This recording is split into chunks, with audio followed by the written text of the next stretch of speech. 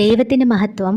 ഇന്നത്തെ വചനം സദൃശ്യവാക്യങ്ങൾ 18-ാം അധ്യായം അതിൻ്റെ 21-ാം വാക്യമാണ്. മരണവും ജീവനും നാവിൻ്റെ അധികാരത്തിൽ ഇരിക്കുന്നു. അപ്പം നമുക്ക് എല്ലാവർക്കും അറിയാം അല്ലേ, ഈ പറയുന്ന നാവാണ് എല്ലാം. ചിലപ്പം ഈ നാവ് കൊണ്ട് പറയുന്ന ചില വാക്കുകൾ നല്ലത് നടക്കും, ചില സമയം ചീത്തത് നടക്കും അല്ലേ. അപ്പം നമുക്ക് പറയാൻ പറ്റത്തില്ല.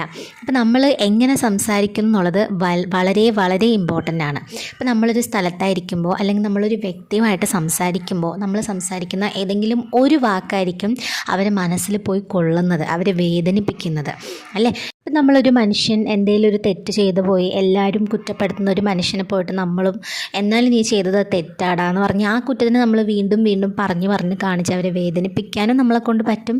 സാരമില്ലടാ പോട്ടെ, കുഴപ്പമില്ല, നമുക്ക് നോക്കിക്കോളാം, അങ്ങനെ പറഞ്ഞൊരു ആശ്വാസ വാക്ക് പറയുമ്പോൾ അവരെ മനസ്സൊന്ന് സന്തോഷിക്കും. അപ്പോൾ ഇനി സംസാരിക്കുമ്പോൾ നാവ് സൂക്ഷിക്കുക.